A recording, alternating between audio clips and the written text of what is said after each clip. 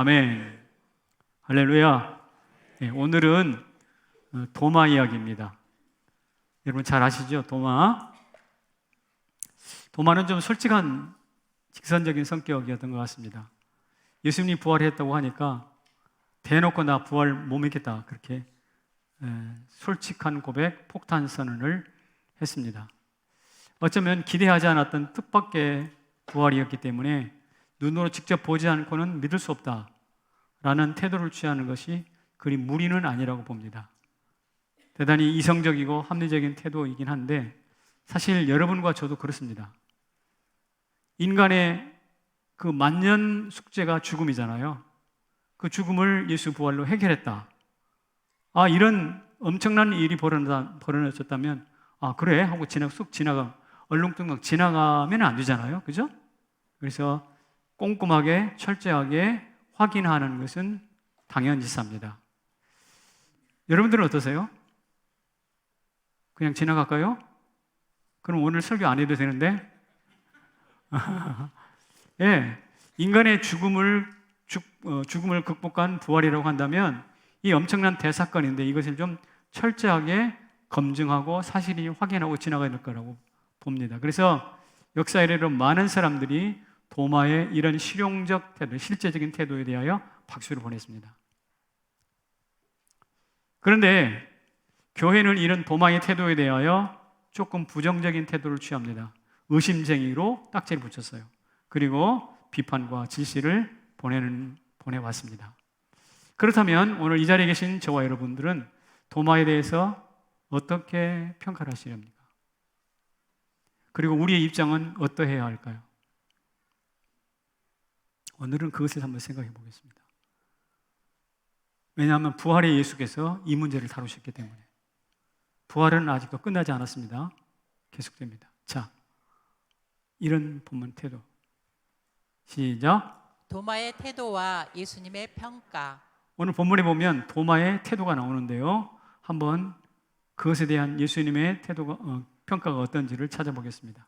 자, 같이 읽어볼게요. 시작. 내가 그의 손의 못자국을 보며 내 손가락을 그 못자국에 넣으며 내 손을 그 옆구리에 넣어보지 않고는 믿지 아니하겠노라. 도마 이 아이가 내가 손의 못자국을 보고 내가 보고 내 손가락을 예수님의 손의 못자국에 넣어보고 내 손 전체를 예수님의 창자국에 넣어보라는 거예요. 그리고 나서야 믿겠다는 것이죠. 이것은 마치 의사가 생체를 검사하듯이 손의 못자국을 살피고 옆구리에 손을 넣어보는 아주 실제적이고 당돌한 태도입니다. 좋게 말하면 부활이 정말 사실이야 팩트를 체크하는, 사실을 체크하려는 아주 똑똑한 반응이기도 합니다. 그런데 주님은 이런 도마의 마음을 명확하게 파악하고 계세요. 도마의 약점이 이것입니다. 주님의 지적을 한번 말씀해 볼게요. 내 손가락을 이리 내밀어 내 손을 뭐라고? 보고. 무엇으로 보라고? 손가락으로 보래. 여러분들 지금까지 뭐 했는데? 뭘로 봤는데? 눈으로 봤잖아요. 눈으로 봤는데 눈으로 본 것으로는 성이 안 찬다 이 말이에요. 도마가.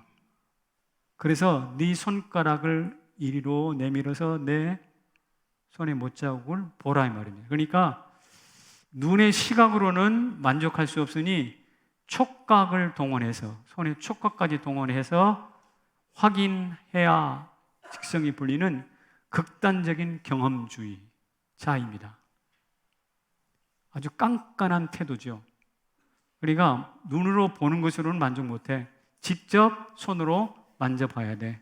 그러니까 그 옷감이 부드러운 것인지 까칠까칠한 것인지 직접 옷 살 때 만져보듯이, 실제 옷만 보고 그냥 사지 않잖아요. 옷감도 만져보듯 사듯이 그런 겁니다. 근데 이 태도가 그렇게 건강한 태도는 아닙니다. 사진 한번 볼까요? 제 도마인데요. 이마에 주름살이 탁 가 있습니다. 빨래판 같은 주름살인데 저 사람이 뭐든지 깐깐하게 인상을 확 쓰고 막 이렇게 들여다봐가지고 저게 하도 저렇게 습관이 돼서 이마에 주름살이 보이는데, 여러분 이마에 주름살 보이세요? 영의 눈으로 보세요. 봐가지고는 잘 안 보이긴 한데, 이거 진짜 안 보인다. 미안합니다. 이거 보입니까? 오, 눈도 밝으시다. 영의 눈이 띄어지니까 별게 다 보이네. 사실 이것은 몇 주만 기다리세요. 제가 보일 수 있도록 해드릴게. 몇 주만. 아멘 안 하네. 몇 주만 기다려보세요. 제가 보이는 단계가 올 거예요. 하여튼 저 깐깐한 태도인데, 의심쟁이라고 딱지를 붙이는 이유는 눈으로 봐서는 안 되고 손의 촉각까지 동원해야 믿음에 이르는 그런 태도는 긍정적이지가 않다라는 의미를 담고 있어요. 자, 그래서 예수님이 이렇게 접근을 하십니다. 27절인데요. 같이 있습니다. 시작. 내 손가락을 이리 내밀어 내 손을 보고 그리하여 믿음 없는 자가 되지 말고 믿는 자가 되라. 믿음 없는 자가 되지 말고 믿는 자가 되라. 내 손 넣어보고 사실 확인하는 거 괜찮아. 옆구리에 손 넣어보는 거 괜찮아. 눈으로 보고 하는데 그 다음에 중요한 것은 무엇이냐? 믿는 자가 되라는 뜻이죠. 그래서 도마는 팩트, 사실을 체크하는 데 초점이 두고 있는가 하면 예수님은 관계 형성에 초점을 두고 있어요. 그래서 사실이 도마의 관심이었다면 예수님의 관심은 관계입니다. 오늘의 키워드는 그거예요. 사실이냐, 관계냐. 물론 이 믿음에는 두 가지가 다 필요합니다. 그런데 이 두 가지를 서로 잘 연관을 지어야 돼요. 자, 이렇게 제가 정의를 한번 해보겠습니다. 사실이 없는 관계는 허상이다. 사실에 근거하지 않은, 그러니까 이런 겁니다. 나한테 오빠가 하나 있다고 그래. 근데 한 번도 본 적은 없어. 그리고 만난 적도 없어. 그러면 있는 거예요, 없는 거예요? 없는 거나 마찬가지예요. 사실이 없는 관계는 허상이다. 그 다음에 관계를 맺지 못한 사실은 무의미하다. 관계를 맺지 못한 사실은 무의미해.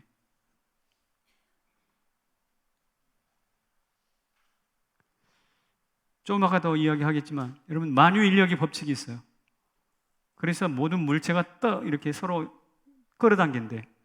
근데 내가 아무리 우리 권사님 옆으로 가도 권사님이 날 끌어당기지는 않는 것 같아. 만유인력을 느끼지는 못해. 그러니까 내가 경험되지 않는 것은 사실 무의미한 만유인력. 그래서 만유인력이라는 말을 사람들이 모르고 수천 년을 살았잖아요. 수만 년을. 제가 이 이야기를 하게 되는 동기가 임마누엘 칸트라는 사람이 이런 비슷한 이야기를 했기 때문에 하는 겁니다. 내용 없는 사고는 공허하고. 그래, 생각은 많이 하는데 막상 내용이 없어. 말을 많이 하긴 하는데 내용 없는 말도 많잖아요. 그런 것처럼 공허하다. 반면에 개념이 없는 직관은 맹목이다. 이거 무슨 말이냐면 뭔가 반응을 많이 하긴 해. 직관적으로 반응을 많이 하긴 하는데, 그러나 그것이 목적이 없어.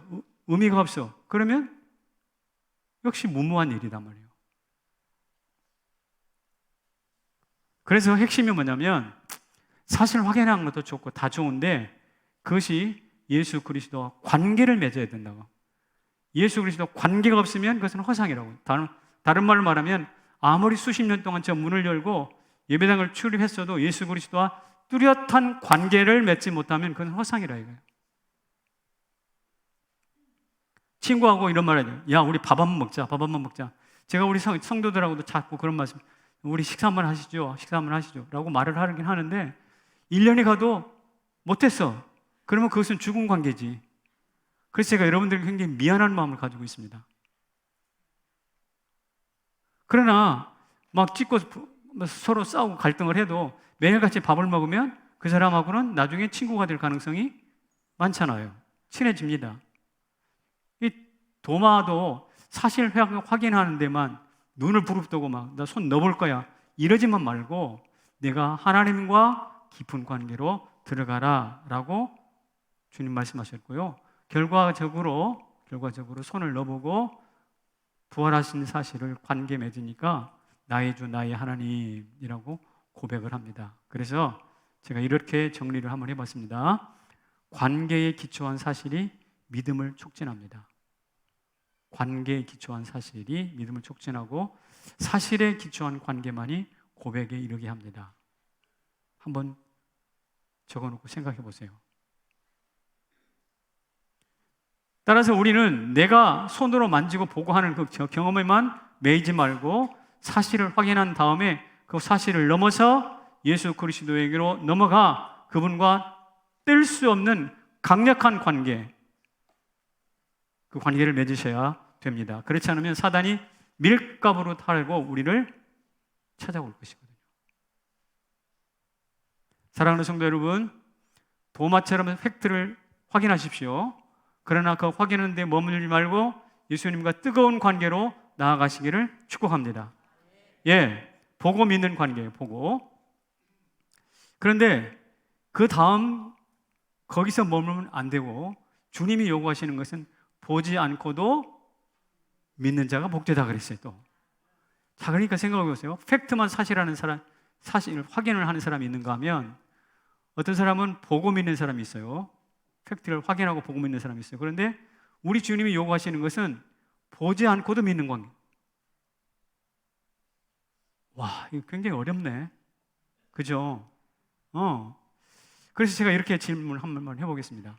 정말 보지 않고 믿을 수 있을까? 여러분 어떻게 생각하세요? 이게 도마에 관련된 이야기니까. 세상에는 두 종류 사람이 있습니다. 팥으로 메주를 쓴다 하고 해도 믿어지는 사람이 있어요. 반면 콩으로 메주를 쓴다 해도 안 믿어지는 사람이 있어요. 주는 것 없이 미운 사람이 있고 아무리 퍼줘도 이쁜 사람이 있어요. 맞죠? 그래요. 왜 그런 뭐 때문에 그런 차이가 있을까요? 관계예요, 관계. 관계가 좋으면 그 사람 믿음이 갑니다. 관계가 나쁘면 뭐가 어쨌다고? 믿음이 안 갑니다. 예수님이 도마에게 원하셨던 것은 바로 그런 관계예요. 예수님이 부활하셨다라는 소식을 듣고 도마가 이렇게 반응하기를 원하셨어요. 맞아, 나 그럴 줄 알았어요. 그분이 나사로 살렸잖아. 그분은 무덤에 갇혀 있는 분이 아니야. 분명히 살아나실 거라고 나는 믿어. 이렇게 반응하기를 원하셨다 이 말입니다. 이게 바로 뭐냐? 사실을 확인할 뿐만 아니라 그것을 보고도 뛰어넘어서 믿는, 보지 않고도 믿는 단계예요. 그런데 이것은 도마에게만 있는 것이 아니라 그 전부터 있었어요. 믿음의 본질이 보지 않고 믿는 거거든요. 여러분 여기 우리 첼리스트 우리 힘찬 형제인가요?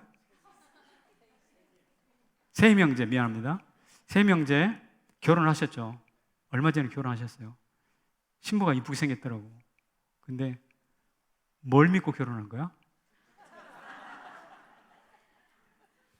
이뻐서 결혼한 거야? 그것은 팩트를 기반해서 사실에 기반해서 결혼한 건데 그것은 도마식 방식이거든. 여러분 이 사람이 지금 현재 나한테 알랑방귀를 끼면서 장가 가려고 시집 오려고 뭐 이게 선물도 주고 한다고 합시다. 그거 믿을 만한 것이야? 뭐 거기 솔딱 넘어갔다면 그것은 속은 거예요. 근데 여기도 맞아 하면서 나도 잘못 속았어. 이런 사람이 혹시 있을지 모르겠는데, 네. 여러분, 결혼이라는 행위는 근본적으로 조건 아픔을 떠나서 믿기 때문에 선택하는 거예요, 사실은. 믿기 때문에.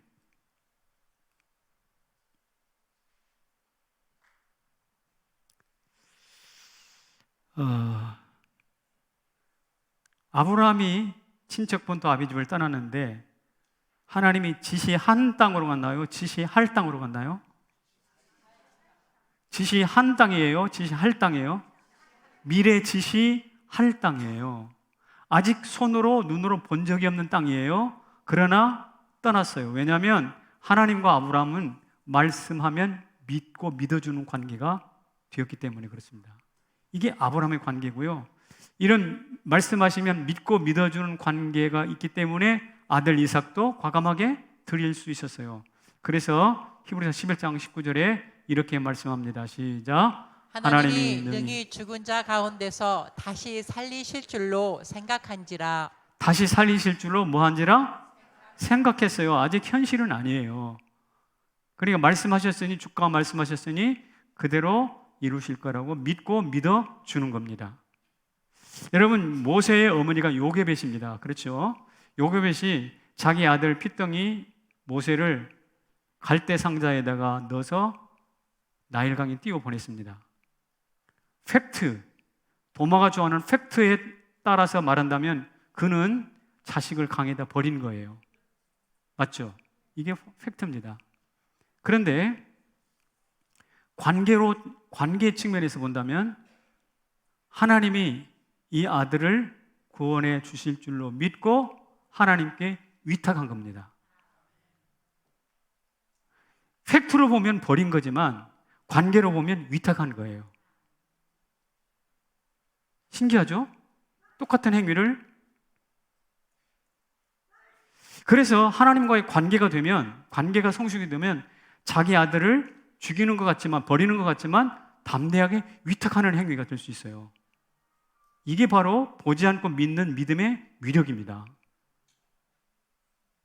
누구든지 팩트를 사실하고는 확인하고는 다 믿어요. 그런데 보지 않고 믿는 것은 대단한 일입니다. 아무나 할 수 있는 일이 아니에요. 근데 가만히 따져놓고 봅시다. 우리는 이미 보지 않고 믿는 연습을 많이 했어요. 아까 세임 형제 결혼이 그런 겁니다. 아직 미리 안 가봤는데 잘할 줄로 믿고 결혼하셨잖아요.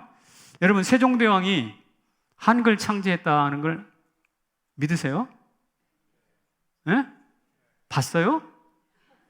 보고 믿는 거예요 지금? 이수신 장군이 거북선 만들었다 보고 믿는 거예요? 아니요, 그렇지 않아요. 아까도 내가 이야기했지만 만유인력이 모든 물체는 끌어당긴대요. 내가 아무리 우리 권사님 기업에 가도 나 끌어당기지 않더라고. 근데 그게 믿어지나? 왜? 학교에서 역사를 통해서 학문을 통해서 과학 시간에 배웠으니까 믿는 거잖아요. 그러니까 우리가 믿는 것들의 상당수는 보고 확인하고 믿는 게 아니라고. 그냥 그렇구나라고 믿어주는 거고 믿어지는 겁니다. 옛날 고춧가루 가짜들이 많았잖아요. 가짜인가? 가짜 고춧가루, 가짜 간장이 많아가지고요. 얼마든지 많이 속여 먹었어요.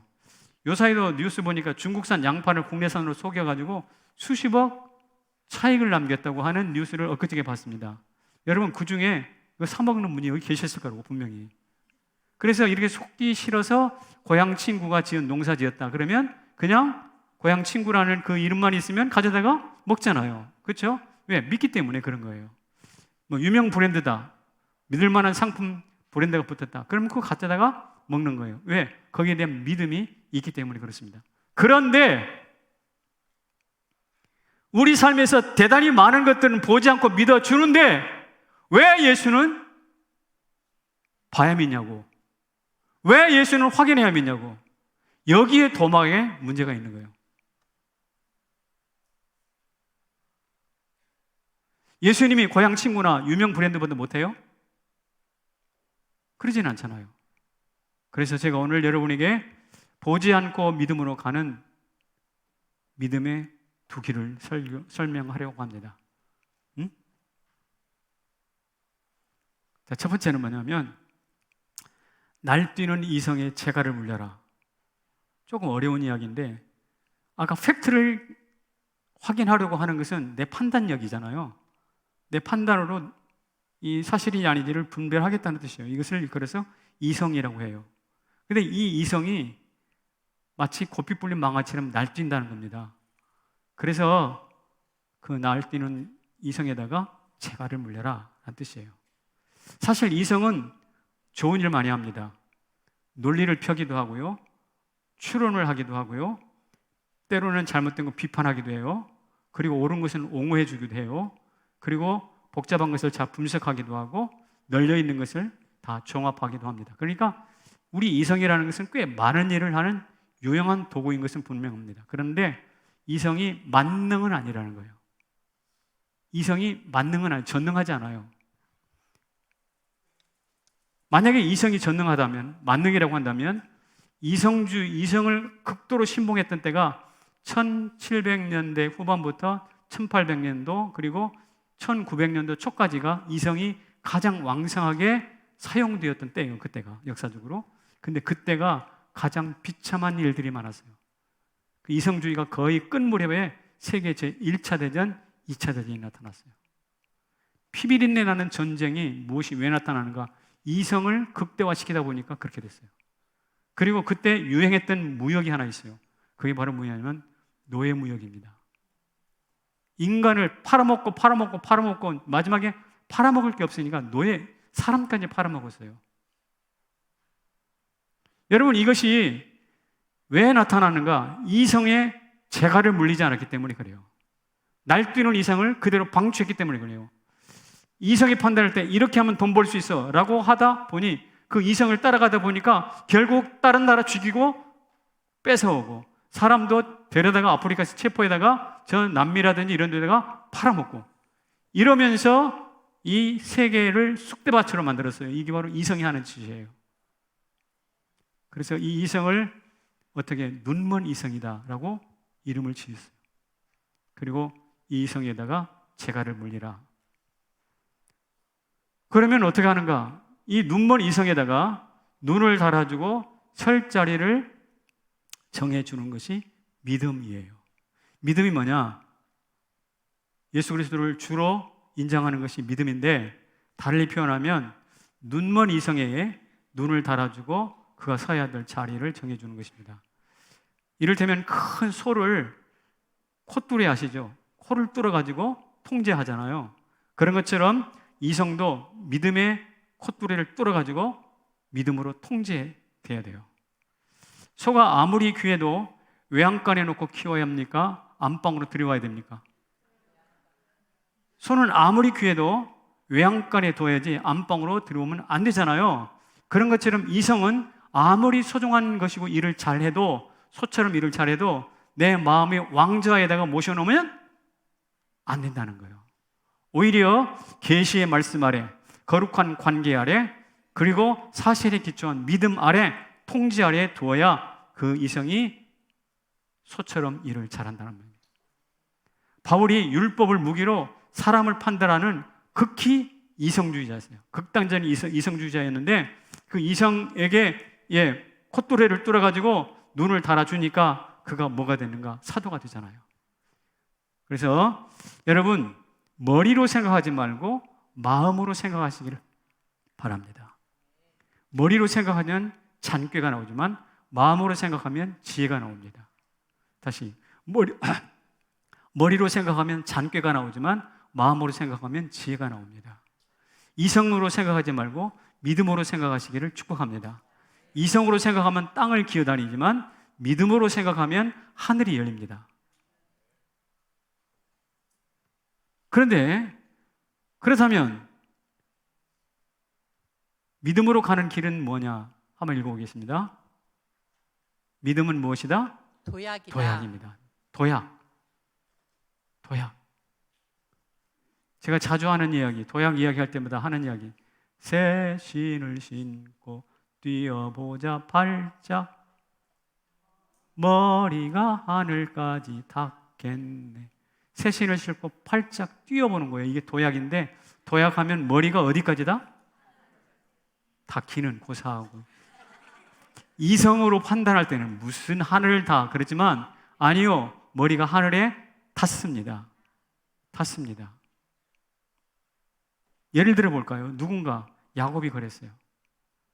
야곱이 형 에서를 피해가지고 도망칠 때 얼마나 생각이 많았겠어요. 내가 지금 어디로 가고 있는가? 내가 도망가서 지금 어떻게 될 것인가? 내 운명이 장차 어떻게 될 것인가? 정말 머리가 뽀개질 것 같은 순간이었는데 그때 그 고민을 잃어버리고 잠을 청했는데 하늘이 짠 열리잖아요. 그리고 사닥다리가 내려오잖아요. 천사들이 내리시고 하나님이 그 사닥의 중간에 서서 말씀을 합니다. 하나님의 말씀하시자 지금까지 내 머리를 복잡하게 채웠던 이성의 그 공간이 깨끗하게 사라지고 오직 하나님만 보이더라고요. 이성을 생각하면 머리가 복잡해가지고 이 땅을 전전긍긍하지만 하늘이 열리고 믿음으로 생각하니까 짠! 새로운 세계가 열리는 거예요. 이게 도약입니다. 야복강가에서 천수와 씨름합니다. 이 집에 다시 고향으로 돌아와서 형 예세를 만나긴 만나야 될 텐데 어떡할까 그러다가 고민하고 있는데 천사가 나와서 하나님이 씨름을 청하지 않습니까? 밤새도록 씨름하고 나서 이름이 야곱에서 이스라엘로 바뀌잖아요. 존재의 가치가 바뀌었다는 거예요. 존재가 도약했다는 거예요. 그리고 나니까 형 예서를 눈물 가운데 서로 화해하면 만나잖아요. 야곱은 도약을 경험한 사람입니다. 더 이상 과거에 매이지 않게 됐어요. 새로운 눈이 열렸어요. 그리고 새로운 자리, 새로운 관계 속으로 들어갔어요. 이 도약이 여러분과 저의 도약이 되기를 축복합니다.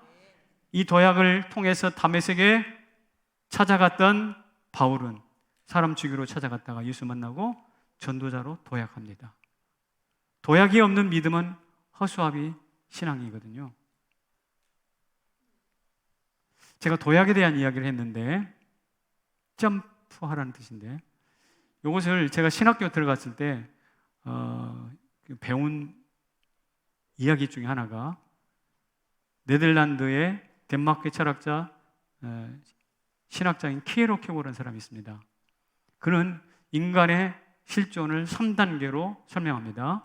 하나는 심미적 단계, 하나는 윤리적 단계, 마지막에는 신앙적 단계예요. 이 심미적 단계는 뭐냐면 즐거움을 추구하는 거예요.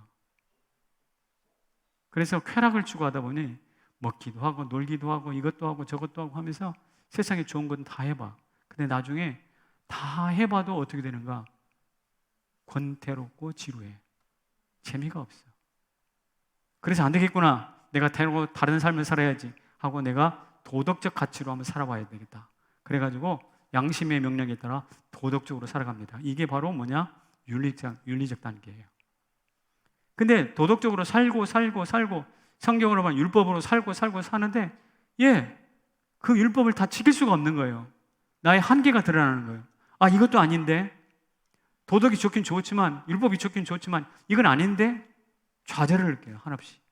그래가지고 다음 단계로 그렇다면 내가 하나님께 의탁해야 되겠다. 그래가지고 신앙적 단계로 도약합니다. 하나님, 나는 무능하고 나는 아무것도 할 수 없습니다.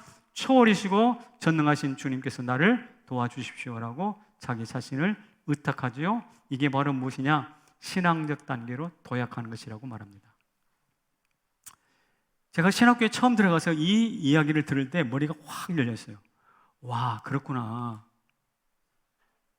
이 도덕적, 윤리적 단계를 모르는 사람은 얼마나 쾌락을 추구하면서 술 마시고 마음대로 삽니까? 윤리적 단계에 머무는 사람은 세상은 착하게 사는 것이 최고가 중요하지 무슨 종교는 무슨 종교 이따위 소리. 이거 우리 아버지가 했던 말이거든요. 근데 그게 아니더라고. 그래서 제가 조금 이 말을 철학자 이야기하니까 복잡하실 것 같아서 어른들에게 이해를 돕기 위해서 이렇게 설명할게요. 여러분, 세 사람 중에 어떤 사람이 제일 좋은가 보세요. 똑똑한 놈, 착한 놈, 신령한 놈. 눈치가 있으니까 바로 골라보세요. 어떤 게 좋아요? 신령한 놈. 여러분, 똑똑한 놈은요 피곤합니다. 피곤해요. 착한 놈, 착하긴 한데 얼빵이야, 얼빵. 근데 신령한 사람은 배운 게 없어요. 조금 도덕적으로도 할 수 있어요. 그런데 통찰이 있어요. 통찰이 있다고. 성경으로 말하면 똑똑한 핍박자였던 사울, 또 성경에 율법을 다 지켰다고 예수님 찾아왔던 착한 부자 청년, 그리고 꿈에 하나님의 마음을 알아냈던 다니엘. 자, 사울, 부자 청년, 다니엘. 누가 제일 나은 것 같아요? 다니엘이지. 왜 다니엘이 부럽습니까? 그는 포로 생활, 궁중 생활, 곳곳에서 수많은 도약을 경험한 사람이에요. 그의 권위는 어떤 총리라는 직위, 벼슬이 준 권위가 아니고 도약을 통해서 영성으로 얻어낸 권위거든요. 저희 할머니가 무당이었는데요. 제가 그것을 통해서 깨달은 게 하나 있어요. 저는 어릴 때부터 많이 깨달았나 봐요.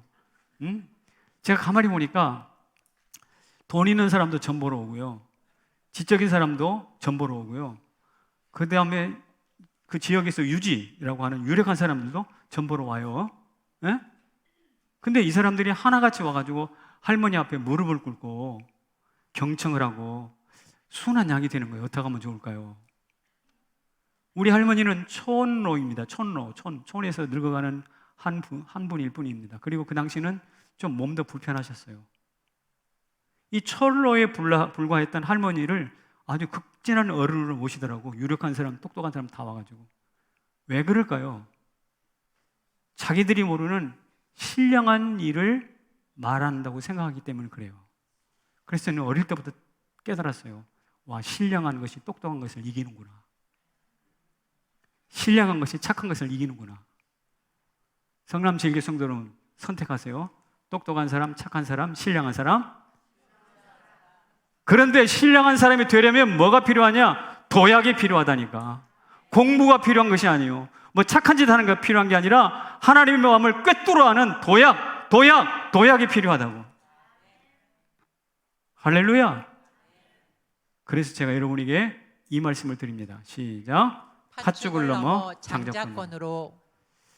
야곱에게 있어서 도약의 가장 핵심은 뭐냐면 팥죽을 끓여 먹어서 배부르려고 하는데 형이 탁 나타나잖아요. 그거 놔주라. 그러면 장자권 나한테 줘. 그래? 가져가. 그래가지고 팥죽, 자기가 먹으려고 끓였던 팥죽을 넘겨주고 무엇을 얻었어? 장자권을 얻었는데 그게 인생의 최대의 도약입니다. 최대의 도약이에요. 야곱 형 예서는 반대로 한 그릇 식물, 우리 히브리서 12장 읽어봅시다. 시작. 한 그릇 음식을 위하여 장자의 명분을 판 에서와 같이 망령된 자가 없도록 살피라. 장자의 명분을 한 그릇 식물을 바꿔 먹었어. 이것을 뭐라고? 망령된 자라고 표현했죠. 이 망령되다는 말은 뭐냐면 똑똑하지 않다는 뜻이 아니에요. 착하지 않다는 뜻이 아니에요. 뭐냐? 신령하지 않다는 거예요. 신령함을 잃어버린 사람입니다. 이 신령함을 도약을 통해서 신령함을 경험한 야곱이 마지막 생에 어떻게 되는 줄 아세요? 아시다시피 저 삼촌 집에 왔다가 이스라엘로 돌아왔다가 나중에 애굽으로 아들들을 따라서 내려가지 않습니까? 애굽에서 어떻게 될까? 이렇게 됩니다. 창세기 47장 시작. 이스라엘이 침상머리에서 하나님께 경배하니라. 도약하고 마지막 도약할 것은 침상머리에서 훌쩍 뛰어넘어서 하나님 앞으로 가는 것밖에 없어요. 이게 도약의 최극치입니다. 여러분들도 도약한 이후에 침상머리에 몸을 의지하고 여호와를 경배하는 그 순간이 오기를 축복합니다. 그거 아무나 오는 거 아닙니다, 여러분. 도약하지 않으면 끙끙 앓다가 나도 모르게 숨나고 하는 수가 있어요. 자, 제가 지금까지 믿음의 도약을 이야기했습니다. 팥죽에서 어디로? 장자권으로. 그런데 이런 도약을 했던 사람들을 몇 사람 소개할게요. 이어령이라는 분이 계시죠. 그분 돌아가셨습니다만은 그가 한국 지성을 대표하는 똑똑한 사람의 대표였습니다. 그때 이런 시를 썼어요. 제 더러운 손으로 예수 그리스도의 거룩한 발꿈치를 한번 만져봐도 되겠습니까? 예수님의 못 박힌 발꿈치를 만져봐도 되겠냐고. 도마처럼 한번 봅시다. 이게 아니고 탁 엎드려서 예수님의 발꿈치를 한번 만져봐도 되겠습니까? 이것은 벌써 뭐냐면 똑똑한 자리에서 이제 신령한 것이 뭔지 조금 눈이 떴다는 거예요. 그리고 수년 후에 뭐라고 썼는가? 지성에서 영성으로라는 책을 씁니다.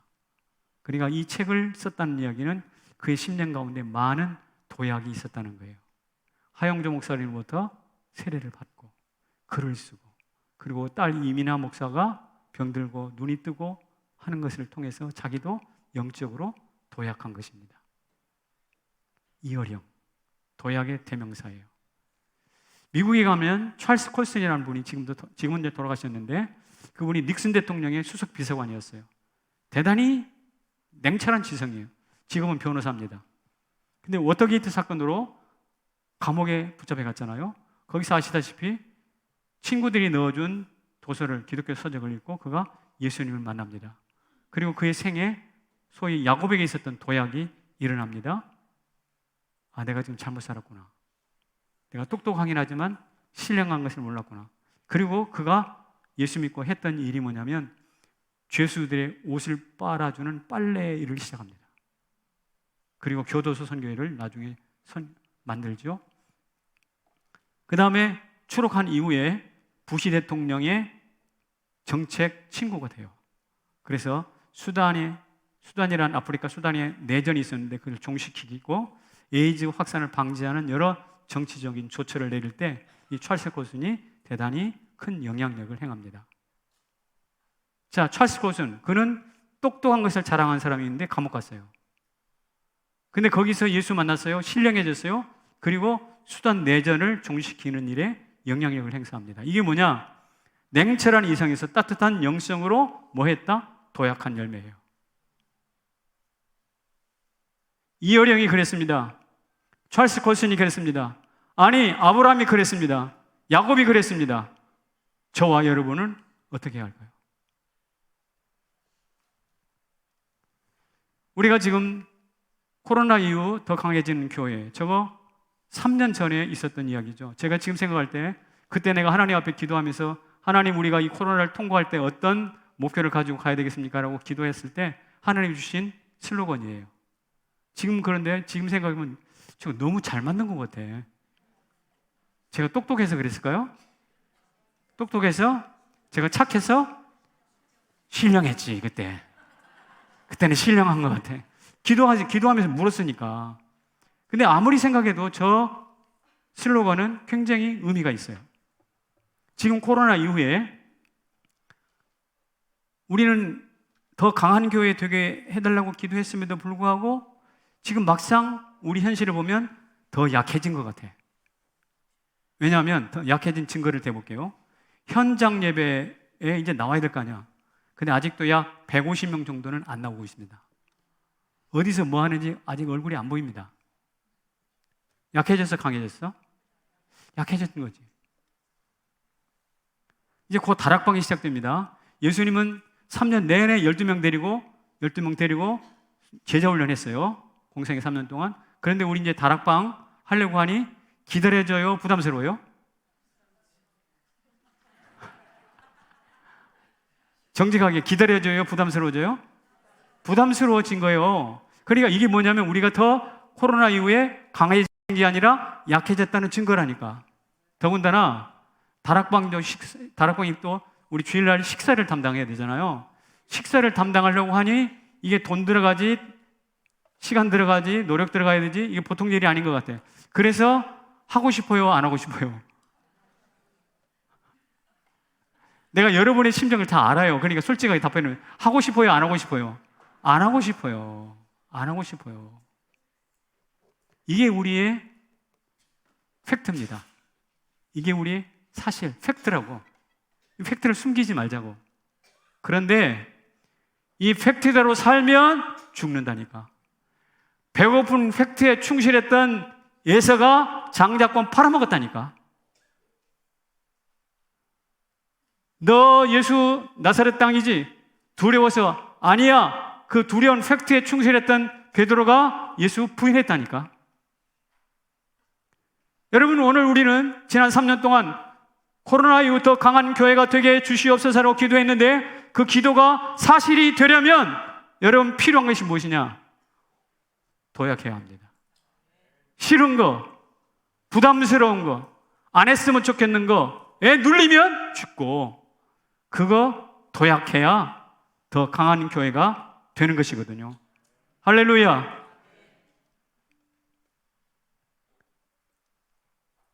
그래서 말입니다.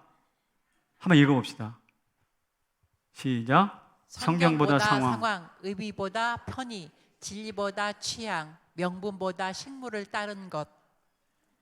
자칫하면 이렇게 됩니다. 성경 말씀보다 우리 상황에 충실하려고 하래. 하나님이 주신 거룩한 의미보다 우리가 편한 대로 가고 싶어. 진리의 말씀보다 그냥 내 스타일대로 가고 싶은 거지. 취향. 그리고 명분보다는 식물 한 그릇, 밥 한 그릇이 더 중요해 보여. 여러분, 이렇게 가면 성경과 정반대로 가는 거예요. 우리 그러지 말고 귀찮아도 힘들어도 진리라면 순종할 수 있기를 소망합니다.